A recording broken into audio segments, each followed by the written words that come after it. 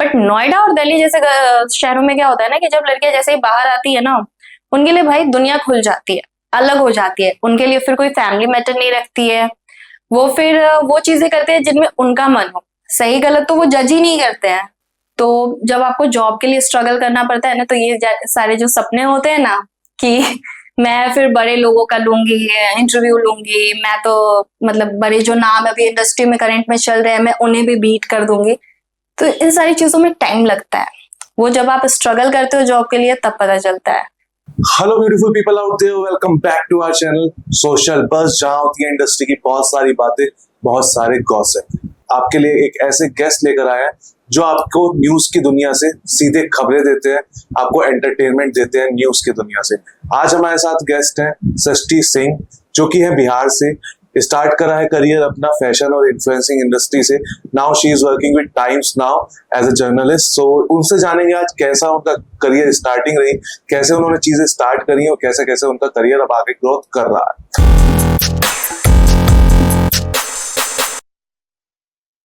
Hello Srishti, how are you? Hi, firstly I would like to thank you to invite me. My pleasure. Yeah.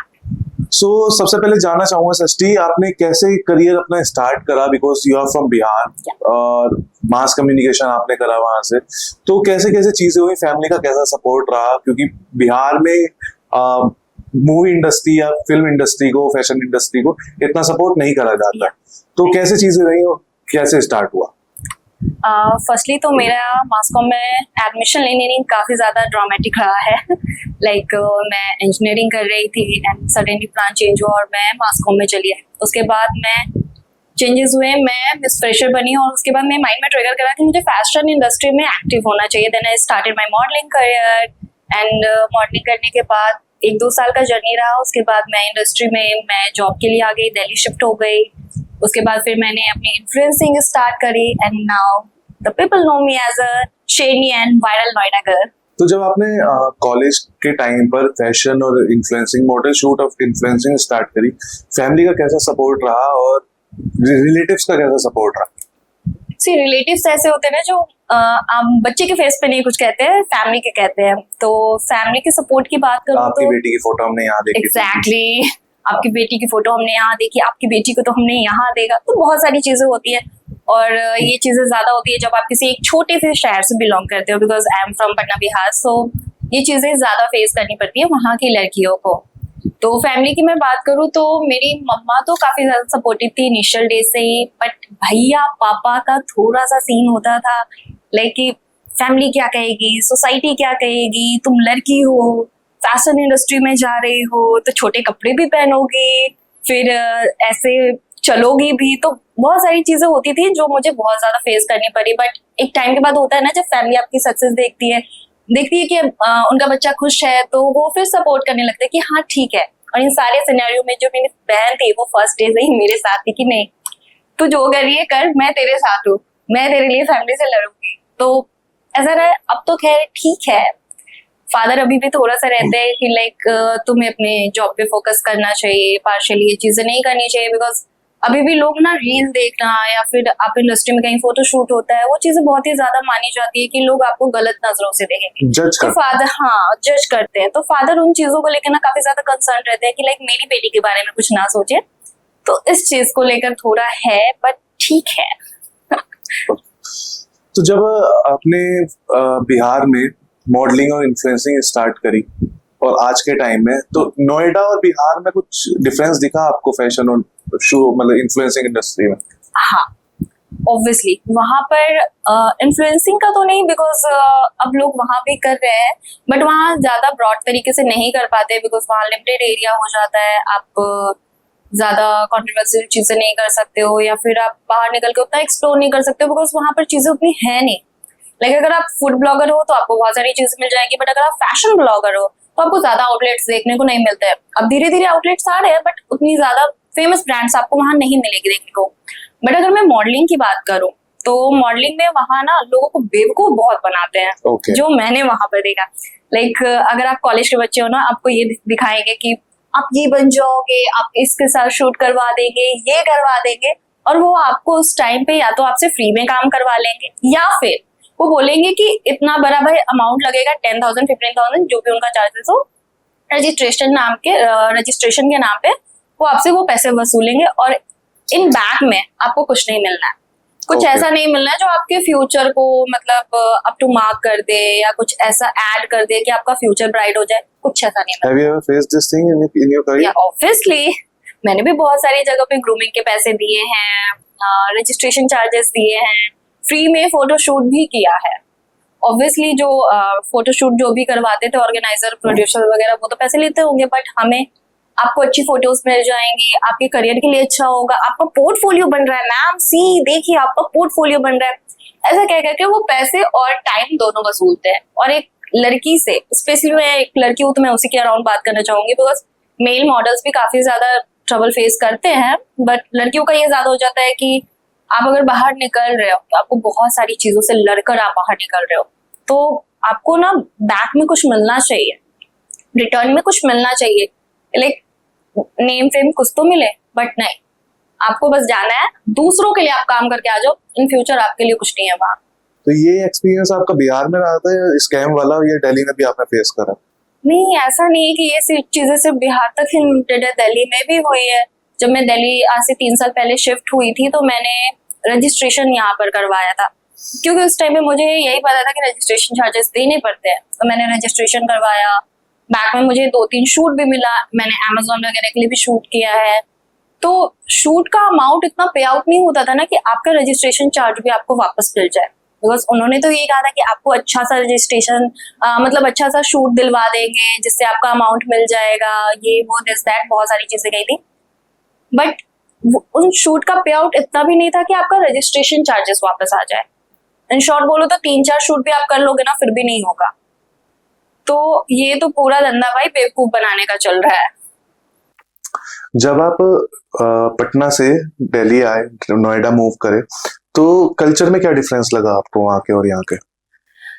Same जैसे मैंने बताया ना कि पटना जैसे छोटे शहरों में क्या होता है ना कि अगर कोई लड़की है तो वो अपने फैमिली के आसपास रह रही है, उनका फैमिली को लेकर काफी ज्यादा सेंटिमेंट्स जुड़ा होता है कि नहीं ये मेरी फैमिली है, अगर ये कुछ कह रही है तो इनकी बात हमें माननी है, अगर ये कुछ कह रहे हैं या फिर जिस तरीके से ये चाहते हैं हमें ड्रेसअप होना है, जिस तरीके से बोलना है, जहां जाना है, मतलब वो पूरी तरीके से अपने फैमिली के अराउंड ही उनकी लाइफ चलती है कि उनको उसी तरीके से अपनी लाइफ को आगे करना है, बढ़ाना है।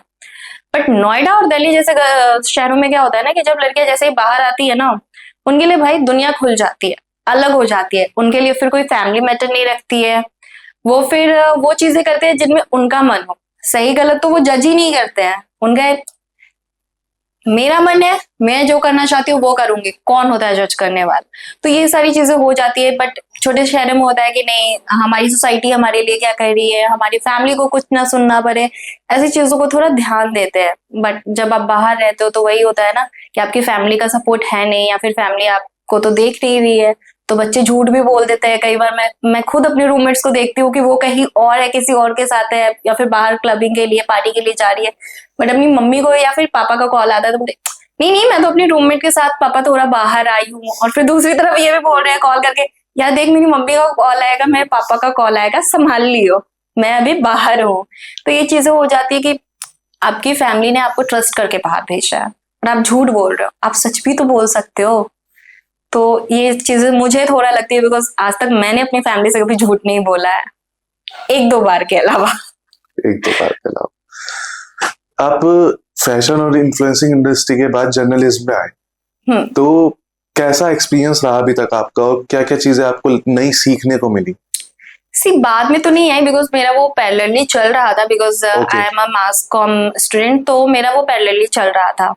बट मॉडलिंग मेरा उस टाइम पे स्टार्ट हुआ जब मैं मिस फ्रेशर बनी। जैसे ही मैं क्लास में गई, 1 महीने के बाद फ्रेशर पार्टी ऑर्गेनाइज किया गया हमारे सीनियर्स की तरफ से, तो मैं मिस फ्रेशर बनी। उस टाइम तक मेरा जो मोरल था ना वो ऐसे था कि नहीं मैं कुछ नहीं कर सकती, मैं तो एक सिंपल सादी सी लड़की हूँ, मैं नहीं कुछ कर सकती। बट जब मैं मिस फ्रेशर बनी तो मेरे को लगा नहीं मुझे कुछ करना चाहिए, मैं कर सकती हूँ। अगर आज मैं 60 बच्चों के बीच में कुछ बनी हूँ तो कल को मैं 60,000 लोगों के बीच में भी कुछ बन सकती हूँ, बस करने की जरूरत है। देन मैंने शोज वगैरह स्टार्ट करा, मैंने पिजन शोज वगैरह भी किया है, तो धीरे धीरे चीजें स्टार्ट कर ली और पैरेलली मेरा जर्नलिज्म चल रहा था, बिकॉज आपको करना होता है ना, वो इंटर्नशिप करनी होती है, तो मैं न्यूज से रिलेटेड कर रही थी। बट जो सेकंड ईयर तक था मेरा, वो मॉडलिंग पे पूरी तरीके से फोकस था। थर्ड ईयर में ये हो गया कि मुझे जॉब के लिए भी देखना है, बिकॉज एज आई सेड कि मेरी फैमिली की मेन प्रायोरिटी थी कि बेटा तुमको जॉब करनी है, तुम्हें जॉब ही करनी है मीडिया के अराउंड। तो मैंने थर्ड ईयर से फिर मीडिया इंडस्ट्री में फिर मैं एक्टिव हो गई। मैंने शूट बाइट लेना शुरू करा, मैंने रिपोर्टिंग करी है। उस टाइम पे मैंने काफी, जब 2020 का इलेक्शन हो रहा था, मैंने काफी ज्यादा एक्टिव थी मैं फील्ड पे। मैंने बहुत बड़े दिग्गज लोगों का भी करा है इंटरव्यू। उसमें से अगर मैं एक दुक्का नाम लूं तो उस टाइम पे पुष्पम प्रिया आई थी बिहार की सीएम का दावा करने के लिए। तो सीएम पोस्ट की कैंडिडेट थी वो, मैंने उनका इंटरव्यू करा था।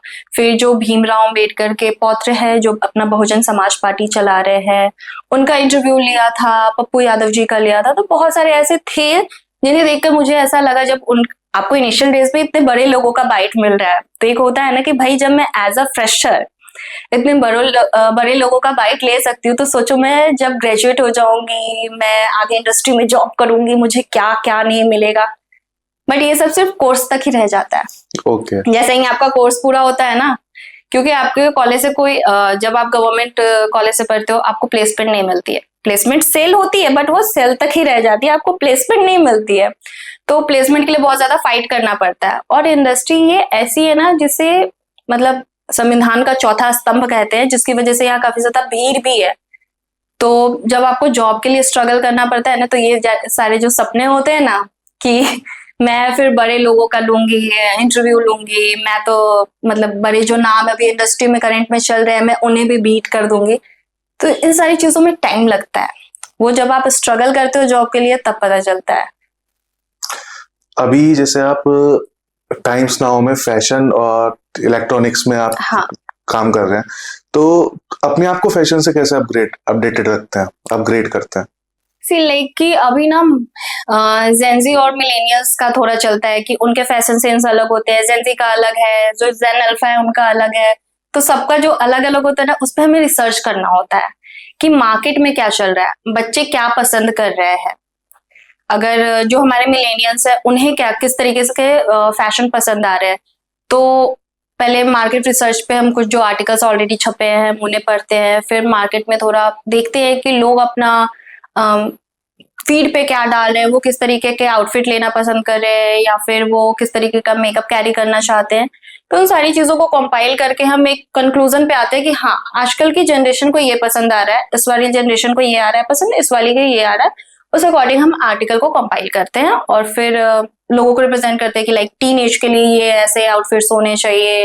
अगर आप पार्टी में जा रहे हो तो आपको ऐसे आउटफिट्स लेने चाहिए। या फिर अगर आप मिलेनियल हो और आप चाहते हो कि मिनिमम एफर्ट में कुछ एक्स्ट्रा मेरे को दिखे, तो आपको ये सारी चीजें रूल फॉलो करनी चाहिए, ताकि आप थोड़ा अप टू डेट दिखो, लगो कि भाई ये स्टाइलिश हो। गर्ल्स का एक फेवरेट शॉपिंग स्पॉट है दिल्ली में, सरोजनी। तो वहां का कुछ एक्सपीरियंस बताइए अपना।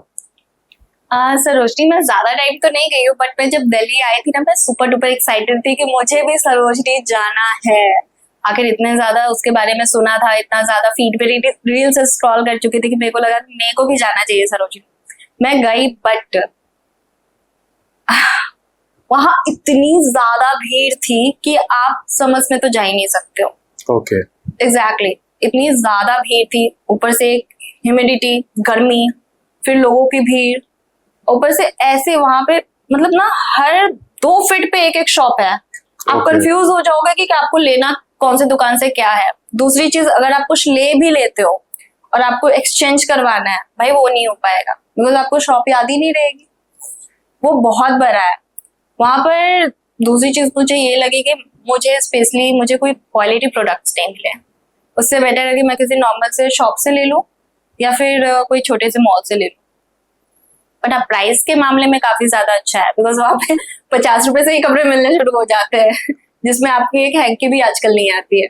तो आजकल के रिलेशनशिप पे आपका क्या व्यू है? जो छोटे शहरों की तो बात अलग है, वहां पे तो फिर भी सच्चा प्यार लोगों को मिल जाता है, बट दिल्ली नोएडा की बात करते हैं, कई बार नहीं भी मिलता।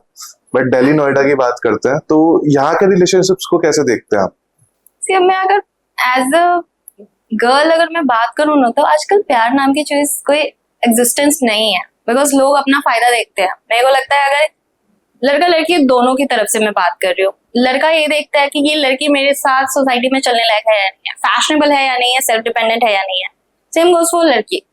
लड़की क्या देखती है, ये बंदा अच्छा अर्न करता है या नहीं करता है, अगर मैं काम कर नहीं भी करूँ तो ये मेरे को सारी खुशियां दे पाएगा या नहीं दे पाएगा। ये नॉर्मल है, ये पहले भी थी, बट पहले ये था ना कि वन मैन और वन विमेन वाला थीम चलता था। अब ऐसा है कि नहीं, ट्राई करते हैं ना, वो जो लिव इन और कैजुअल रिलेशनशिप और हुकअप वाला जो सीन आजकल आ गया है।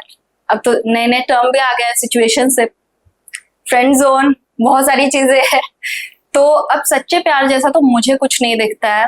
तो आई विल से कि आजकल लड़कियां भी वैसी हैं, चलो मेरे को ये अच्छा लग रहा है, इसे ट्राई करके देखते हैं, जमी तो ठीक है आगे तक ले, हाँ जमी तो ठीक है आगे तक ले जाएंगे, नहीं जमी कोई बात नहीं, बोल देंगे 2 महीने बाद भाई ऐसा है ना, हमारा चल नहीं पा रहा है, हम एक दूसरे के अकॉर्डिंग कंपैटिबल नहीं है, so we have to break up now, ऐसा वाला सीन रहता है। तो रिलेशनशिप नाम की कोई चीज नहीं होती है। जब आपने इंडस्ट्री में पॉलिटिशियंस का इंटरव्यू लिया, जैसे आपने बताया पप्पू यादव का हाँ। इंटरव्यू लिया, तो इन बड़े पॉलिटिशियंस के साथ इंटरव्यू लेने में कैसा एक्सपीरियंस था?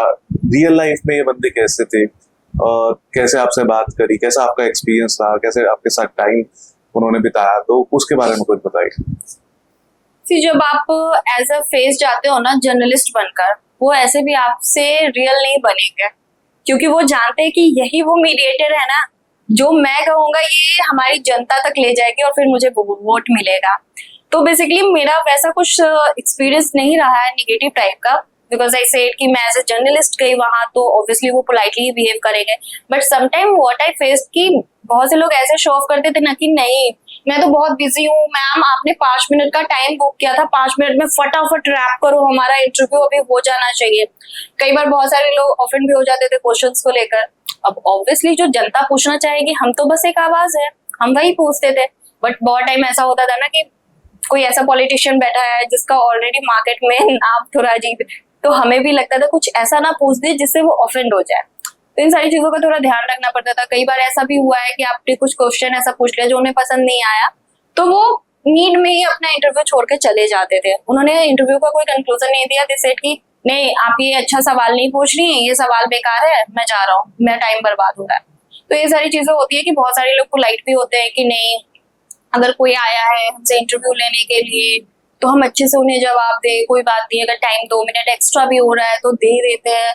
बट बहुत सारे लोग ऐसे होते हैं ना कि अगर उनके अकॉर्डिंग सवाल नहीं हुआ ना, या फिर उन्हें उस सवाल का जवाब नहीं देना है, वो उठ के चले जाएंगे कि नहीं मुझे नहीं देना ये आंसर।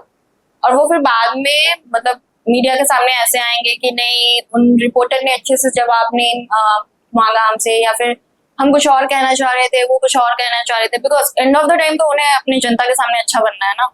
तो ये सारी चीजें हो जाती है। बिहार में जो करंट पॉलिटिक्स चल रही है उसके ऊपर क्या कहना चाहोगे? बहुत उठापटक चल रही है बिहार। आज हमारे खत्ते जर्नलिस्ट चढ़े हैं तो उन्हें भी अपने हाथ में ले, थोड़ा सा उनसे भी क्वेश्चन पूछे जाए। मैं कुछ अपना तो नहीं रख पाऊंगी राय, बट ऑल ओवर मैं ये कहना चाहूंगी कि सब वहाँ की जनता पे डिपेंड करता है। उन्हें जो पॉलिटिशियन लग रहा है कि उनके लिए बेनिफिशियल है वो उन्हें वोट दे रहे हैं, और जो उन्हें नहीं लगता है, बिकॉज आपने देखा ना कि कुछ टाइम कुछ और आती है, किसी और के साथ किसी और के साथ गठबंधन हो जाता है तो किसी और के साथ, तो ये चीजें ऐसी हो जाती है ना कि लोग जिसे पसंद करते हैं वही मेन फेस तो वहां का कौन है आपको भी पता है। तो जब वहां के सीएम कैंडिडेट है ना, लोगों के अकॉर्डिंग वो कर रहे होंगे तभी लोग उन्हें वोट दे रहे हैं। जिस दिन नहीं होगा उन्हें नहीं देंगे, क्योंकि सत्ता ऐसे पलटती है। लोगों को जो लगता है कि ये लीडर हमारे लिए कुछ कर सकता है वो उसे देगा, जिनके लिए उनके मन में कुछ नेगेटिव होता है वो उन्हें वोट नहीं देते। जब आप इंटरव्यू लेते हो, आपने पब्लिक में इंटरव्यूज भी लिए होंगे। हाँ, पब्लिक के जैसे वोटिंग टाइम पे लेते हैं पब्लिक ओपिनियंस। हाँ। तो उस टाइम कुछ ब्लंडर या कुछ आपने लड़ाई फेस करी है कि कोई आपका इंटरव्यूअर हाइपर हो गया हो, वहां पर लड़ाई झगड़े हो गए हों? ऑब्वियसली लाइक जब मैं 2020 का इलेक्शन कवर कर रही थी तो उस टाइम पे मैं पब्लिक ओपिनियन भी करने गई थी कि लाइक आपके जो भी नेता विधायक है उनको लेकर आपका क्या इमेज है आपके मन में, या फिर आप क्या सोचे हो आगे किसको बनाने वाले हो अपना लीडर। तो उस टाइम पे बहुत सारा ऐसा होता है ना कि मान लो मैं किसी और पार्टी की सपोर्टर हूँ, आप किसी और पार्टी की सपोर्टर हो, तो पब्लिक ओपिनियन में तो आसपास में बहुत सारे लोग रहेंगे। अगर मैंने अपने पार्टी के सपोर्ट में कुछ कह दिया और दूसरे वाले ने उसे भाई कह दिया कि नहीं नहीं ये गलत बोल रहा है, हम कुछ नहीं कर रहे, वो आपस में ही भिड़ गए कि नहीं। और फिर उस टाइम पे जो चीजें है ना वो रियल निकलती है, बिकॉज दोनों अपने अपनी पॉइंट को रख रहे हैं, दोनों एक दूसरे से फाइट कर रहे हैं कि नहीं हमारा लीडर अच्छा है, हमारा लीडर अच्छा है। तो उस टाइम पे ना एज ए जर्नलिस्ट हमें फायदा हो जाता है कि हाँ ऐसे वो कंटेंट मिलने जाता है, उसके ऊपर से हमें ट्रूथ भी मिल जाता है। बिकॉज ऐसे अगर हम आपसे ही पूछे कि आप अपने नेता के बारे में क्या सोचते हो, आप बहुत अच्छी तरीके से उसे पोर्ट्रे करोगे और ट्राई करोगे कि हमारे मुंह से कुछ ऐसा नहीं निकल जाए जो निगेटिव हो। डिप्लोमेटिक आंसर, हाँ डिप्लोमेटिक आंसर देते हैं कि हम अच्छे बुरे दोनों ना बने, हम न्यूट्रल रहे। बट जब ये फाइट वाला सीन आता था ना, लाइक दो अलग अलग पार्टीज के सपोर्टर हैं और उस टाइम पे जब वो बातें कर रहे हैं तो ये होता था कि बात बात में आप सच्चाई बोल दे रहे हो कि नहीं हाँ ठीक है उन्होंने ये चीजें नहीं करी, बट उसके डिफेंड में कुछ और बोल रहे हो कि हाँ ये तो करा। तो वो चीजें निकल जाती है कि ठीक है अगर कोई नेता किसी एक चीज में अच्छा है तो दूसरा उनका बुराई भी है, जो नॉर्मल में नहीं अगर कोई जनता निकाल रहा है बट फाइट में निकल जाती है। तो पब्लिक ओपिनियन में ये सारी चीजें होती है। और दूसरा ये है कि अगर कोई किसी को नहीं मिल रहा है ऐसा प्लेटफॉर्म कि वो अपनी बातों को रख सके, या फिर किसी के साथ कुछ पर्सनल ऐसा हुआ है कि उनकी बात नहीं किसी गवर्नमेंट ने सुनी है, तो पब्लिक ओपिनियन से वो बातें अच्छी से निकल जाती है कि लाइक आपके साथ कोई इंसिडेंस हुआ बट आपने उस चीज के लिए बहुत ट्राई करा, आपको जस्टिस नहीं मिला, तो पब्लिक ओपिनियन उस टाइम पे एक वे बनता है कि आप अपनी बातों को रखो। हो सकता है कि किसी न किसी इंसान के पास वो पहुंच जाए, या फिर किसी गवर्नमेंट के इंसान के पास वो ऐसा पहुंच जाए कि आपको अपने जो भी आपका टॉपिक था या फिर जो भी आपके साथ इंसिडेंस हुआ उसका कंक्लूजन निकल जाए। आप जैसे शूट करते हैं स्टूडियो में टाइम्स नाउ के, तो कुछ ऐसा ब्लंडर हुआ है कभी शूट के बीच में कि नहीं टीवी में मे भी होता होगा, because I M in social media team, तो वैसा कुछ ब्लंडर होता नहीं है बिकॉज आप कट एंड पेस्ट कर सकते हो। ओके, मतलब वैसे एक्सपीरियंस हुआ है। जैसा कि बिहार में देखा जाता है लोग या तो गवर्नमेंट जॉब की तरफ ज्यादा जाते हैं या फिर इंजीनियरिंग और मेडिकल लाइन में आजकल ज्यादा जा रहे हैं। तो मास कॉम में जाने का कैसे आपके बना कि मास कॉम में जाना है मुझे? 10 में जब मैं फर्स्ट डिवीजन आई थी ना, उसके बाद मुझे ऐसा लगा था कि मुझे एमबीबीएस करना चाहिए। तो मैं एडमिशन के लिए मैंने एक बहुत अच्छा सा कोचिंग को ढूंढा, मैं वहां अपनी मॉम को लेकर गए। बट मैं अपने मैथ्स में बहुत अच्छी थी, मैंने 95 एवब करा था ऑप्टेन। तो वो चीज हो जाती है ना कि फिर ट्यूशन वाले ने कोचिंग वाले ने बोला कि नहीं नहीं ये आपकी बेटी ना मैथ्स में बहुत अच्छी है तो इसे इंजीनियरिंग आप करवाओ। तो मम्मा इन्फ्लुएंस्ड हो गई, मैं सीधे नहीं नहीं मेरी बेटी तो मैथ्स में लिटरली बहुत अच्छी है, मुझे इंजीनियरिंग करवानी चाहिए। एंड शी आस्क्ड मी कि इंजीनियरिंग करोगे? भाई मेरी प्रायोरिटी ये थी कि मुझे अपनी फैमिली को खुश रखना है। तो मैंने बोला हाँ ठीक है मैं इंजीनियरिंग कर लूंगी, कोई बात नहीं, मैं एमबीबीएस को ड्रॉप कर रही हूँ। और एमबीबीएस में थोड़ा पैसे भी ज्यादा खर्च होते हैं, तो मिडिल क्लास फैमिली के लिए थोड़ा वो हो जाता है, मतलब चैलेंजिंग चीज हो जाती है। तो मैंने बोला हाँ ठीक है मैं इंजीनियरिंग कर लेती हूँ। फिर मैंने 11th-12th में बहुत अच्छा मार्क्स लाया। फिर मैंने आईआईटी के लिए जब एग्जाम दिया ना, मैं उस टाइम पे मेंस में नहीं निकल पाई बिकॉज मेरा इंजीनियरिंग में जरा सा भी मन नहीं लगता था, ऑनेस्टली बोलूं तो। बट मैंने ट्राई किया बिकॉज आई वांट कि मेरी फैमिली खुश रहे। तो मैंने ट्राई किया, मेरा मेंस नहीं निकला। मैंने डिसाइडेड कि मैं 1 साल फिर से वापस से ट्राई करूंगी। मैंने कोचिंग वगैरह फिर से ढूंढा, मैंने सोच लिया कि हाँ एडमिशन ले लूंगी। बट एक दिन भाई ने बोला कि नहीं तुम अब इंजीनियरिंग नहीं करोगे, अपना 1 साल ड्रॉप नहीं करोगे, तुम ग्रेजुएशन करो और मास कॉम में करो। उस टाइम पे मास कॉम का सपना मेरी बहन का था। मेरी जो बड़ी बहन है उसने सोचा था कि वो मास कॉम करेगी मास्टर्स में। तो मैंने बोला कि नहीं नहीं वो तो दी का सपना है, मुझे नहीं करना है मास कॉम, क्योंकि मास कॉम क्या होता है मुझे उस टाइम पे पता भी नहीं था। मैंने तो सिर्फ इंजीनियरिंग और मेडिकल 2 ही चीज सुन रखा था, ज्यादा से ज्यादा हुआ तो वकील बन जाऊंगी यही थी। तो जब भाई ने बोला मास कॉम करने के लिए, एंड आई वाज लाइक नहीं मुझे नहीं करना है। फिर उन्होंने फोर्सफुली मेरा 2 कॉलेज पे फॉर्म भर दिया, पटना कॉलेज और दिल्ली यूनिवर्सिटी का।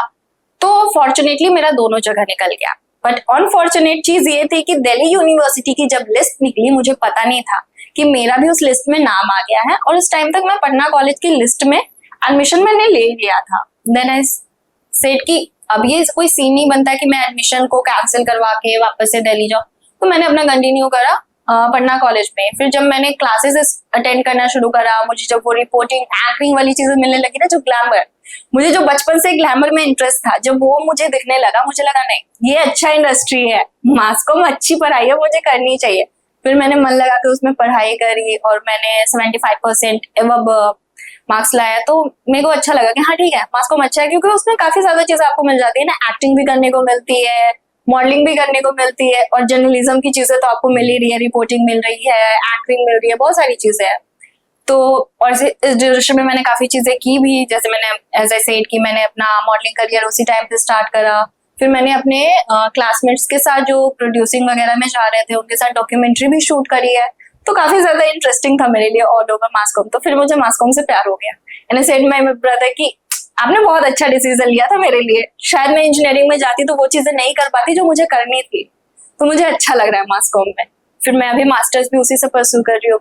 ओके, अभी मास्टर्स चल रही है आपकी। एक बिहार में पहले सुनने में आता था कि 10th 12th के पेपर्स में चीटिंग बहुत होती है, आज भी होती है वो? नहीं नहीं, होती है, मैं ये डिनाई नहीं करूंगी कि 100% नहीं होती है, बट हाँ पहले जो चीजें ज्यादा होती थी ना, बिकॉज गवर्नमेंट उस टाइम पे स्ट्रिक्ट नहीं थी। अब चीजों को लेकर गवर्नमेंट काफी ज्यादा स्ट्रिक्ट हो रही है, डेवलपमेंट हो रहा है, तो जो जगह ऐसी है जहाँ पर लाइक भाई भतीजावाद आप कह सकते हो कि प्रिंसिपल मेरा नोन है, या फिर स्कूल की जो लोग हैं वो मेरे नोन है, तो वो थोड़ी बहुत चीजें हो जाती है, बट ऑल ओवर मैं कहूँ तो चीजें अब सुधर रही है, पहले से बहुत सारी चीजें अच्छी हो गई है। अब जो एजुकेशन वहां मिलती है ना, उसमें क्वालिटी आ रही है, और एजुकेशन पे तो आप सवाल ही नहीं उठा सकते हो, क्योंकि जो विश्व की पहली यूनिवर्सिटी है नालंदा यूनिवर्सिटी, बिहार की ही है। तक्षशिला यूनिवर्सिटी की आप बात कर लो, बिहार में ही है, तो एजुकेशन पे तो कोई उंगली उठा ही नहीं सकता। ये जरूर मिथ्य है कि जो बिहार के लोग होते हैं उन्हें पढ़ना लिखना नहीं आता है, या फिर वो एजुकेशन में काफी ज्यादा बैक होते हैं, ऐसा कुछ नहीं है। ये ना सिर्फ कहने की बात है, क्योंकि बिहार के लोग ना बहुत ज्यादा सेंटिमेंटल होते हैं, वो इमोशनल टाइप के होते हैं, और चीजों को कुछ भी कहने से पहले 10 बार सोचते हैं, और थोड़ी तहजीब में रहते हैं, बस। बाकी उनके पास दिमाग की कोई कमी नहीं होती है। वरना अगर मैं एजुकेशन की बात करूं तो जीरो का आविष्कार आर्यभट्ट ने ही किया था। तो और ये भी कहते हैं कि वहाँ के लोग सबसे ज्यादा गवर्नमेंट जॉब्स निकालते हैं, तो आप कैसे कह सकते हो कि एजुकेशन वहाँ की कमजोर है या फिर कुछ है? नहीं, अगर चोरी करके निकलते हैं ना लोग, अगर चीटिंग की होती तो फिर वो सिर्फ किताबों तक ही मार्क्स रह जाता, वो जॉब और उनके सक्सेस में वो चीजें नहीं दिखती जो दिखती है बिहार के लोगों में। तो ये सिर्फ कहने की बात है और दूसरे लोगों द्वारा फैलाई गई अफवाह है। बिहार जैसे दिल्ली नोएडा में आप देखते हैं इन्फ्लुएंसर मार्केटिंग और सोशल मीडिया का बहुत अच्छा चल रहा है, बिहार में किस लेवल पे चीजें जा रही है अभी सोशल मीडिया की, इन्फ्लुएंसर मार्केटिंग की? इन्फ्लुएंसर की अगर मैं बात करूँ ना, तो दिल्ली नोएडा में ये चीजें ज्यादा है, क्योंकि यहाँ पर दुनिया है ना बहुत ज्यादा बड़ी है। आपको फूड ब्लॉगिंग की इंडस्ट्री काफी ज्यादा ब्रॉड दिखेगी, फैशन इंडस्ट्री की, ब्यूटी की, हर इंडस्ट्री काफी ज्यादा ब्रॉड लेवल पे है। बिहार में क्या चीजें होती है, वो थोड़ी सी छोटी हो जाती है। वहां पर आपको बहुत कम आउटलेट्स दिखेंगे फूड के जो काफी ज्यादा रिनॉल्ड हो, या फिर ब्रांड्स के बहुत कम ऐसे आउटलेट्स हैं। दूसरी चीज ये कि लोग वहां अपने ब्रांड्स को उतना प्रमोट करना प्रेफर नहीं करते हैं, तो इन्फ्लुएंसर्स की वहां ना बस वो सोशल मीडिया तक ही रह गई है। अगर अर्निंग की बात करूँ तो वो अभी उस लेवल पे नहीं हो पाई है जो मेट्रो सिटीज पे है, क्योंकि मेट्रो सिटीज में क्या है कि अगर कोई किसी ने अपना छोटा सा भी आउटलेट खोला है ना, उस चीज को वो प्रमोट करवाता है और उसके लिए वो अच्छे पैसे भी पे करता है। बट बिहार में अगर यही चीज हो ना, तो लोग क्या कहते हैं, अरे तुम तो मेरे नोन हो ना, पहली वीडियो फ्री में कर दो, सेकंड टाइम से देखते हैं, और वो सेकंड टाइम कभी नहीं आता है। तो बिहार के इन्फ्लुएंसर जो है वो बेसिकली स्ट्रगल करते ही रह जाते हैं, इसलिए वो कहीं बाहर भी निकल जाते हैं जब उनका इन्फ्लुएंसिंग काफी अच्छा चल जाता है। बट जो थोड़ी बहुत है, हाँ ठीक है, स्टार्टिंग होनी शुरू हुई है, हो सकता है कि कुछ आने वाले कुछ टाइम में इन्फ्लुएंसिंग मार्केट वहां भी काफी ज्यादा अच्छा हो जाए। आप बिहार से दिल्ली मूव हुए हो, तो फूड में क्या डिफरेंस लगता है? एक चंपारण मीट काफी फेमस है बिहार का, तो उसे मिस करते हो दिल्ली में? ऑब्वियसली, अगर मैं सिर्फ नॉनवेज की बात करूं, because I am a non vegetarian, तो मैं नॉनवेज बहुत ज्यादा पसंद करती हूँ। मैंने यहाँ पर बहुत जगह पर नॉनवेज खाया है, स्पेशली मैं चिकन खाना पसंद करती हूँ। मैंने हर तरीके के चिकन हर आउटलेट में खाया, मुझे कहीं पसंद नहीं आता है। वो जो चंपारण मीट हाउस का बात है ना, वो अलग है, क्योंकि वो आपको एक ऑथेंटिक बिहार का टेस्ट देता है। जिस तरीके से हम बहुत ज्यादा स्पाइस का यूज करते हैं, ऑयल डालते हैं, उसे अच्छे तरीके से रोस्ट करते हैं, ग्रेवी बनाते हैं, जिसे देहाती चिकन भी कहते हैं। तो देहाती चिकन मटके में हाँ, मटके में जो ऑथेंटिक तरीके से बनाते हैं मटके, फिर नीचे वो कोयला रहता है, तो वो ना मतलब एकदम प्रॉपर है हमारा। तो देहाती चिकन इज माय फेवरेट, जो यहाँ अगर मैं बात करूँ तो सिर्फ चंपारण मीट हाउस में ही मिलता है मुझे। यहाँ पर फेमस आपके फेवरेट आउटलेट कौन कौन सा है दिल्ली में, नोएडा में फिलहाल? फेवरेट आउटलेट्स किसी भी स्नैक के लिए? हाँ, नॉनवेज के लिए तो चंपारण एज आई सेड, और अगर मैं बहुत ज्यादा कुछ क्रेविंग आ रही है कि मेरे को बहुत सारे ग्रिल्ड चीजें यूज करनी है तो बारबेक्यू नेशन अच्छी जगह है। और अगर स्नैक्स के लिए फ्रेंड्स के साथ लाइक आउटिंग करनी है तो मैकडी और बर्गर किंग तो ऑलवेज फर्स्ट है। As you are working as a journalist, तो आपका टाइम कभी ऊपर नीचे भी होता होगा ऑफिस में, तो अपनी बॉडी का, अपने मेकअप का कैसे ध्यान रखते हो? सी मैं न्यूज से नहीं हूँ, न्यूज डिपार्टमेंट से। न्यूज डिपार्टमेंट में चीजें होती है, कब जाना है कब आना है, ऐसा कोई ठीक नहीं होता है। बट फैशन डिपार्टमेंट में, ई कॉमर्स डिपार्टमेंट में होने का ये फायदा है ना कि आपकी फिक्स होती है टाइमिंग। ओके। कि इतने से इतने तक की ऑफिस की टाइमिंग है, आपको आना है, काम करना है और चले जाए। कभी कभी ये होता है लाइक जब ई कॉमर्स वेबसाइट में कुछ सेल वगैरह चल रही हो, लोगों को अप टू डेट करना हो कि क्या ऑफर्स चल रहे हैं, उस टाइम पे हो जाता है कि आपके टाइम थोड़े बहुत इंक्रीज हो जाते हैं। हो सकता है आपके 9 घंटे की शिफ्ट 10 से 11 घंटे में बदल जाए।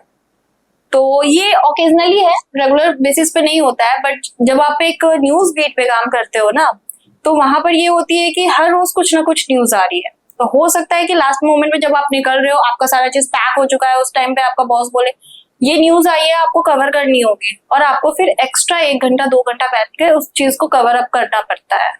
तो ये चीजें हो जाती है थोड़ी सी टास्किंग की। आप नॉर्मल लाइक जो कॉर्पोरेट मीडिया, उससे डिफरेंट है मीडिया। तो अपनी अभी टाइम में आप मॉडलिंग और इन्फ्लुएंसिंग कर रहे हो, अभी मॉडलिंग नहीं कर रहे हो? नहीं, हाँ, मॉडलिंग मैंने ड्यू टू जॉब मैंने ड्रॉप कर दिया। तो अपने बॉडी का, अपने मेकअप वगैरह का कैसे ध्यान रखते हो? बॉडी अर्ली मॉर्निंग उठ के सबसे पहले मैं डिटॉक्स वाटर लेती हूँ। Then I like to have honey water, because honey water से क्या होता है कि आपका मेटाबॉलिज्म ठीक रहता है, आप ज्यादा ओवरवेट नहीं होते हो। बिकॉज जब आप जॉब पे हो, आपको 7 से 8 घंटे अपने कुर्सी पे बैठनी है, वहां काम करना है, तो उसमें क्या होता है बहुत टाइम आप वेट गेन कर लेते हो। तो ऐसे में एक हेल्दी ड्रिंक लेना बहुत ज्यादा इंपॉर्टेंट होता है कि आप फ्रिक्वेंटली एक हेल्दी ड्रिंक लेते रहो जो आपकी बॉडी को टोन रखे, जिस तरीके से बॉडी आपकी चाहिए हो आपको वो रखे। और बीच बीच में स्नैक्स और हेल्दी फ्रूट्स लेना इंपॉर्टेंट होता है, बिकॉज आप डिहाइड्रेट भी नहीं हो सकते हो, या फिर आप में विटामिन डी की सबसे ज्यादा कमी होती है कॉर्पोरेट वर्कर्स को, बिकॉज वो धूप देखते ही नहीं है। तो ऐसी चीजों में विटामिन डी लेना बहुत जरूरी होता है, जो मैं लेती हूँ बेसिकली। आई लाइक मैं फ्रूट्स वगैरह कंसीडर करना पसंद करती हूँ कि जो भी स्नैक्स अगर मैं खाने का मन कर रहा है तो स्नैक्स को मैं थोड़ा ड्रॉप करके फ्रूट्स ले लेती हूँ कि हेल्दी वे हो जाए एक लेने का। बहुत बढ़िया, thank you so much Srishti to be a part of our podcast channel, and बहुत अच्छी बातें रही। आई गेस व्यूअर्स को बहुत कुछ जानने को मिला होगा, इंडस्ट्री के, जर्नलिस्ट इंडस्ट्री के बारे में बहुत कुछ जानने को मिला होगा। Thank you so much. अगर आप हमारे चैनल पे नए हैं तो जल्दी से सब्सक्राइब कर दीजिए, बहुत अमेजिंग वीडियो आने वाली है। मैम का इंस्टाग्राम चैनल नीचे डिस्क्रिप्शन में है, तो फॉलो जरूर कर लेना, हमें फॉलो और सब्सक्राइब तो जरूर कर लेना। मिलते हैं आपसे अगली वीडियो।